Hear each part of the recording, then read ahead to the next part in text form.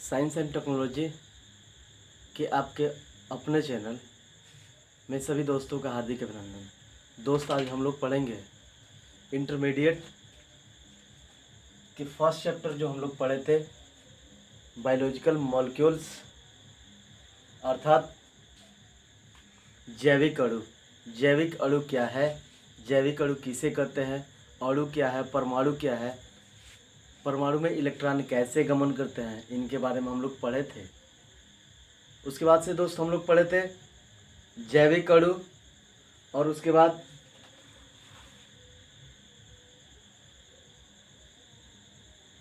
परमाणु तथा अणुओं की संरचना, अंतःक्रिया, इसके बारे में हम लोग जाने थे और पढ़े थे। आइए इसका अगला जो हमारा हेडिंग होगा जल, अर्थात जल क्या है, वाटर। जल हमारे दैनिक जीवन में कैसे महत्वपूर्ण है, कैसे कार्य करता है जल, इसके बारे में आज हम लोग पढ़ेंगे और जानेंगे। तो इस वीडियो को लास्ट तक बने रहे, इस वीडियो को अंत तक देखें।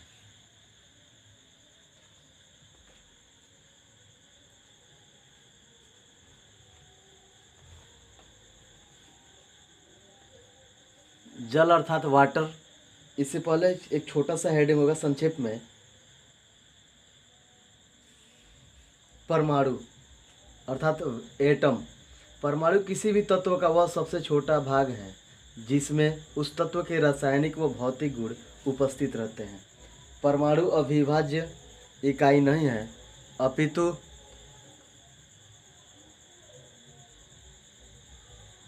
यह प्रोटॉन, न्यूट्रॉन तथा इलेक्ट्रॉन से मिलकर बना है। उसके बाद से संक्षिप्त में हम लोग पढ़ेंगे अणु, मोलिक्यूल्स। परमाणु मिलकर अणुओं की रचना करते हैं। जैसे दो हाइड्रोजन परमाणु मिलकर एक हाइड्रोजन गैस के अणु की रचना करते हैं। इसी प्रकार दो हाइड्रोजन परमाणु तथा एक ऑक्सीजन परमाणु मिलकर एक जल के अणु का निर्माण करते हैं। उसके बाद से होगा संक्षिप्त में जैविक अणु, बायोलॉजिकल मॉलिक्यूल्स। वे अणु जो जीवधारियों के शरीर का निर्माण करते हैं तथा शरीर के क्रियाकलापों के लिए आवश्यक होते हैं, उन्हें जैविक अणु कहते हैं। अब इसमें हो गए जल, कार्बोहाइड्रेट्स, वसा, प्रोटीन्स तथा न्यूक्लिक अम्लों को जैविक अणु कहते हैं। इनका निर्माण मुख्यतः oxygen, carbon, hydrogen, nitrogen, calcium व फास्फोरस इत्यादि तत्वों से होता है। तो दोस्त इसमें होगा हमारा नाइट्रोजन, ऑक्सीजन, कार्बन, ठीक है, फास्फोरस, ठीक है दोस्त, फास्फोरस, फ्लोरीन, नियान, और ये हर चीज़ इसमें विद्यमान रहेंगे। उसके बाद से अगला हेडिंग हमारा होगा जल अर्थात वाटर। जल सभी जीव जंतुओं के शरीर का, जल सभी जीव जंतुओं के शरीर का 60 से 95% भाग है। ये देखिएगा सबसे मोस्ट है कि हमारे शरीर के हर ह्यूमन बॉडी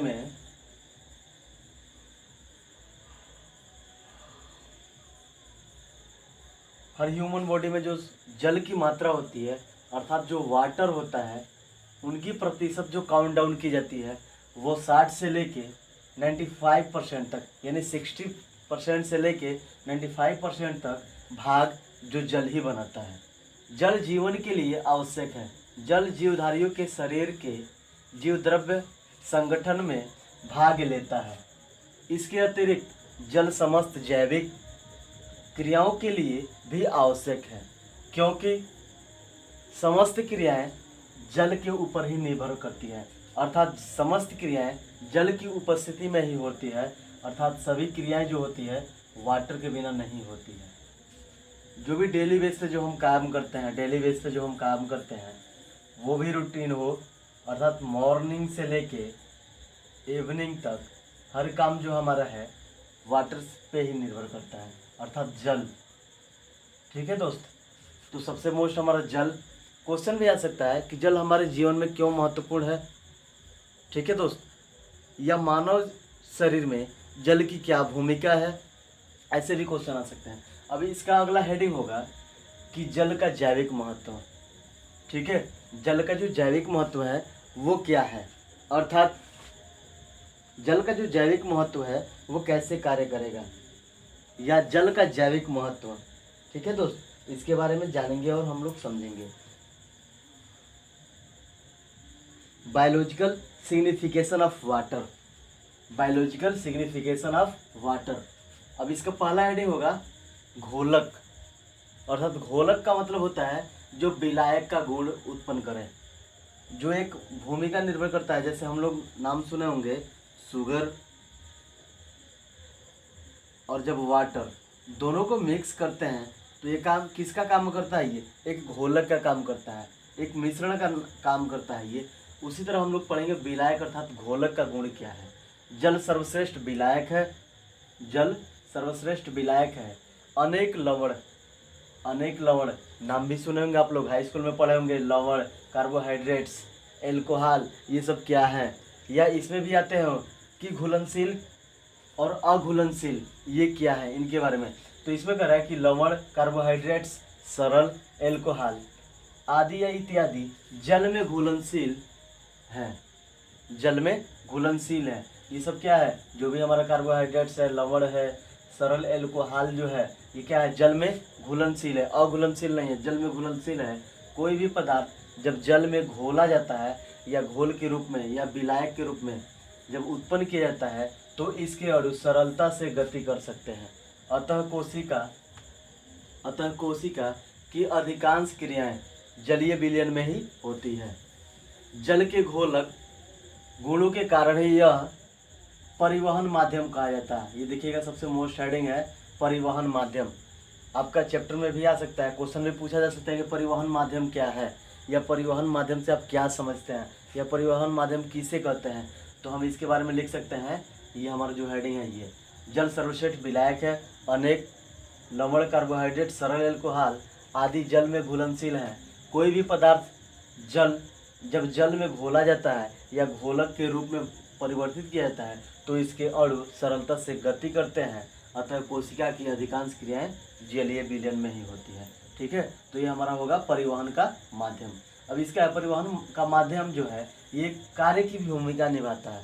कौन से कार्य, जो इनका जो परिवहन है, जैसे कहने का तात्पर्य हुआ कि हम एक स्थान से दूसरे स्थान तक जाते हैं, ये भी हमारा एक परिवहन का साधन हुआ।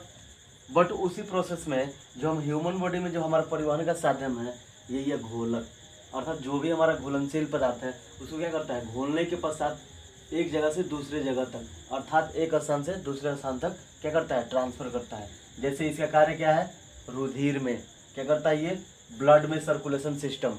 उसके बाद से लसिका में भी काम करेगा, या लसिका में भी आता है प्लाज्मा और लसिका। ठीक है दोस्त, फिर रुधिर में भी ऐसे ही होगा। ठीक है, उसके बाद से आपका आएगा आहार नाल में ये कैसा काम करता है। उसके बाद से हमारा उत्सर्जन, यानी जो भी हम खाते पीते हैं, खाने पीने के पश्चात जो हमारा उत्सर्जन का मार्ग होता है उसमें भी ये भूमिका निभाता है। तो कौन होगा, ये विलायक अर्थात घोलक। अब दूसरा हमारा हेडिंग होगा उच्च ऊष्मा धारकता, अर्थात इसमें क्या होगा कि उच्च ऊष्मा की धारकता जो होगी कैसी होगी, ऊष्मा अर्थात हीट। तो उस अनुसार हम कहेंगे कि उच्च ऊष्मा धारकता के कारण जल के तापमान में बहुत कम उतार चढ़ाव होता है। जो हमारा उच्च ऊष्मा धारकता है, काफ़ी हाई लेवल जो होता है, वो क्या होता है, इसकी तापमान के कारण, जल के तापमान के कारण में जो होता है, इनका जो कारण होता है उस तापमान में क्या होती है, ये बहुत कम इनका उतार चढ़ाव होता है। अर्थात ये इनका नगण्य के बराबर समझिए, इनका उतार चढ़ाव होता रहता है। अतः जल में रहने वाले जीवों के बाह्य वातावरण या जीवों का बाह्य वातावरण लगभग स्थिर बना रहता है। किसके कारण, उच्च ऊष्माधारकता के कारण। ठीक है दोस्त, इसमें क्या होता है, बाह्य वातावरण लगभग स्थिर बना रहता है। जल के उच्च ऊष्माधारकता के कारण कोशिका के तापमान में भी कम परिवर्तन होता है। अब कह रहा है कि जल के उच्च ऊष्माधारकता के कारण क्या होता है, कोशिका जो हमारा सेल है, अब ये भी नाम सुनेंगे, सेल किसे कहते हैं, ये सेल क्या है। तो रॉबर्ट हुक ने, नाम भी आप सुने होंगे, सन 1665 ईस्वी में रॉबर्ट हुक, जिस वैज्ञानिक का क्या नाम है, रॉबर्ट हुक ने क्या किया था, एक पतली स्लाइड पे या सरल सूक्ष्मदर्शी के माध्यम से एक कार की पतली झिल्ली पे क्या किया था, इसकी पहचान की थी कि सेल क्या है। तो कब किया था ये, सन 1665 ईस्वी में। ठीक है दोस्त, तो हम इसमें पढ़े थे कि कोशिका के तापमान में क्या करता है, ये कम परिवर्तन होता है। इस कारण जीवों के शरीर में भी तापमान में कम परिवर्तन होता है। ठीक है दोस्त। तथा जैविक क्रियाएं अपेक्षाकृत एक निश्चित तापमान पर संपन्न होती है।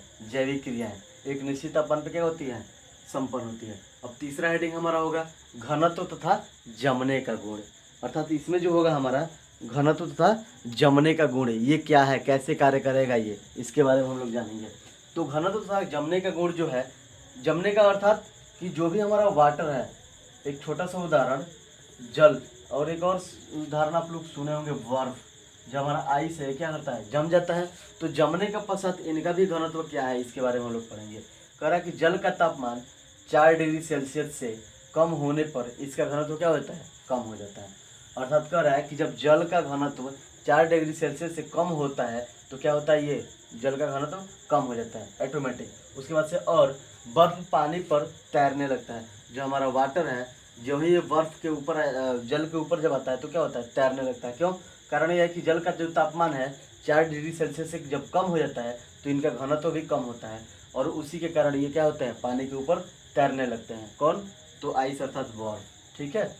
उसके बाद से जल का यह गुण अधिक ठंडे प्रदेशों में जलीय जीवों के लिए जीवित रहने में सहायक होती है। यानी ये ठंडे प्रदेशों में ज़्यादातर कार्यरत होते हैं। ठीक है, ठंडे प्रदेशों में ज़्यादातर ये कार्यरत होते हैं, जैसे हिमाचल, ठीक है, मसूरी, ऐसे ऐसे स्थानों पे ये सबसे ज़्यादा, जैसे जम्मू कश्मीर हो, लेह लद्दाख हो। इसमें लेह लद्दाख में काफ़ी ज़्यादा मतलब ठंडे प्रदेश हैं, तो वहाँ पे क्या होती है, जलीय जीवों की जीवित रहने में सहायक होती है। क्या होता है, ये बर्फ पानी के ऊपर तैरने लगता है। उसके बाद से कह रहा है कि इस गुण के कारण जल की ऊपरी सतह पर, इस गुण के कारण जल की ऊपरी सतह क्या हो जाती है, जम जाती है। जल की जो ऊपरी सतह है, अर्थात ये मान लीजिए जल हमारा है, तो जल की ऊपरी सतह जो है क्या हो जाती है, जम जाती है, एक बर्फ के आकार का हो जाती है। उसके बाद से परंतु या किंतु समुद्र तथा झीलों की निचली सतह पर, अब इनकी समुद्रों और झीलों की जो निचली सतह होती है, यानी अर्थात एकदम नीचे वाला जो लो वाटर है, वहाँ पे क्या हो जाती है, ये इनकी जो सतह है वो जल क्या होती है, नहीं जमती है। अर्थात जो समुद्रों और झीलों का जो है निचली सतह है, उस समय जल क्या होता है, नहीं जमता है, जिसके कारण जलीय जीव जीवित रहते हैं। अब हमारा चौथा हेडिंग होगा वाष्पीकरण की उच्च ऊष्मा। जल के वाष्पीकरण के लिए अधिक ऊर्जा की आवश्यकता पड़ती है। कह रहा है कि जल के वाष्पीकरण के लिए अधिक ऊर्जा आवश्यकता पड़ती है। इस गुण के कारण जब जल पसीने के रूप में शरीर से बाहर निकलता है तो ठंडक महसूस होता है या ठंडक पहुंचाता है। तो कब, जब वाष्पीकरण के माध्यम से हमारा शरीर क्या होता है, ज़्यादा हीट होता है। इस गुण के कारण जल जब पसीने के रूप में बाहर निकलता है, शरीर से बाहर जब निकलता है तो क्या होता है, ये हमें ठंडक का एहसास दिलाता है। पसीने के वाष्पीकरण के फलस्वरूप शरीर का भी तापमान क्या होता है, एकदम नियमन हो जाता है, अर्थात एकदम निम्न रूप से हो जाता है। ठीक है दोस्त, तो थैंक्स।